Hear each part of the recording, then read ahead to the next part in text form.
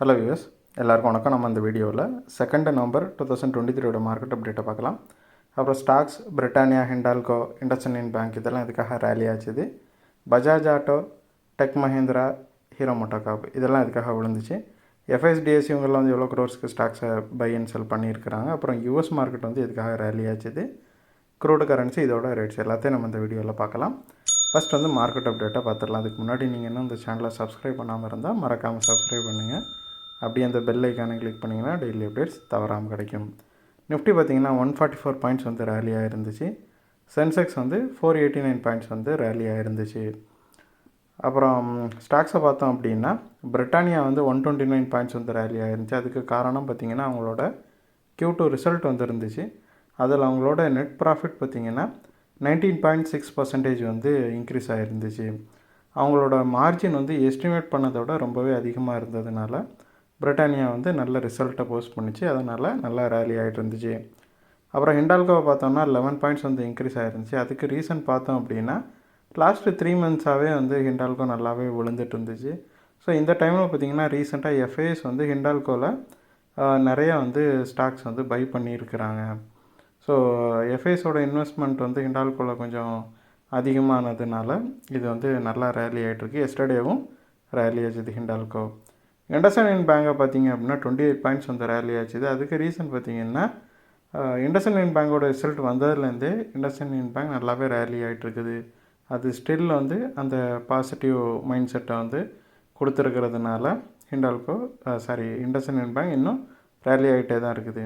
அப்புறம் பஜாஜ் ஆட்டோ பார்த்திங்கன்னா 25 பாயிண்ட்ஸ் வந்து விழுந்துருந்துச்சு. அதுக்கு ரீசன் பார்த்தோம் அப்படின்னா அது வந்து 52 வீக் ஹையில் இருந்துச்சு. அதுலேருந்தே பார்த்திங்கன்னா ப்ராஃபிட் புக்கிங் தான் ஃபியூ டேஸாக நடந்துகிட்ருக்குது. அதனால் பஜாஜ் ஆட்டோ கொஞ்சமாக விழுந்துருக்குது. மற்றபடி ஸ்டாக் வந்து கொஞ்சம் ஸ்ட்ராங்காக தான் இருக்குது. அப்புறம் டெக் மஹேந்திராவை பார்த்திங்கன்னா டெக் மஹேந்திரா வந்து Q2 ரிசல்ட் வந்து 62% வந்து விழுந்துருக்குது.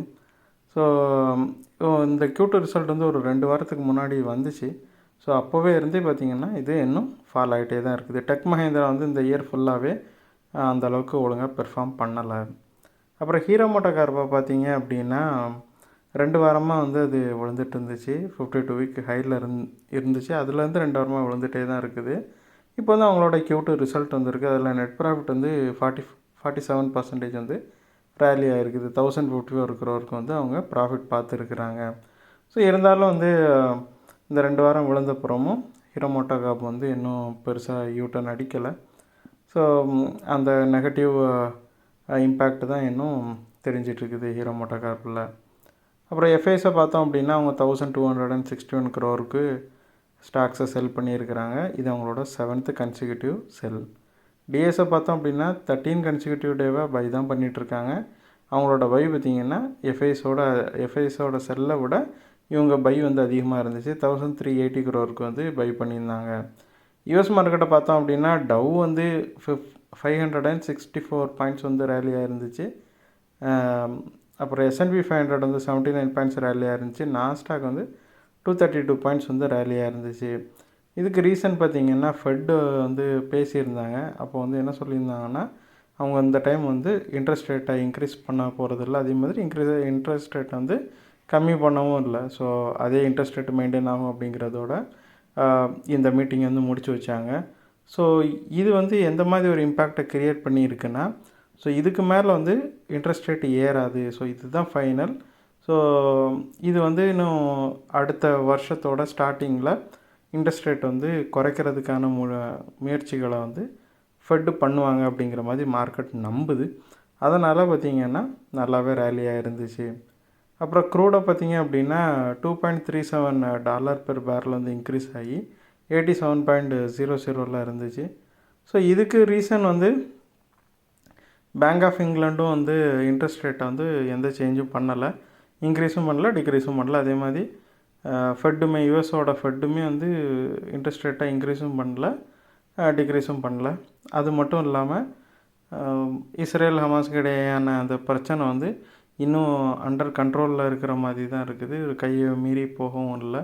ஸோ அது மட்டும் இல்லாமல் அந்த பிரச்சனையினால் மிடில் ஈஸ்டில் இருந்து க்ரூடு சப்ளையில் எந்த பிரச்சனையும் வராது அப்படிங்கிற மாதிரி ஒரு நம்பிக்கையும் இன்வெஸ்டர்ஸுக்கு இருக்கிறதுனால க்ரூடு வந்து கொஞ்சமாக விழுந்துச்சு. அதுக்கப்புறம் பார்த்திங்கன்னா இப்போதைக்கு இந்த இன்ட்ரெஸ்ட் ரேட்டில் எந்த சேஞ்சும் இல்லாததுனால கொஞ்சமாக ரேலி ஆகிருக்குது. அப்புறம் கரன்சி பார்த்திங்கன்னா USD வந்து 83.24 இருக்குது. பெரிய சேஞ்ச் எதையும் அது மேக் பண்ணலை. இந்த வீடியோவில் நான் உங்களுக்கு கொடுத்த இன்ஃபர்மேஷன்ஸ் எல்லாம் கண்டிப்பாக ஹெல்ப்ஃபுல்லாக இருந்திருக்கும் நான் நம்புகிறேன். இது உங்களோட ஃபியூச்சர் ட்ரேடிங் செஷனுக்கு கண்டிப்பாக ஹெல்ப் பண்ணும்.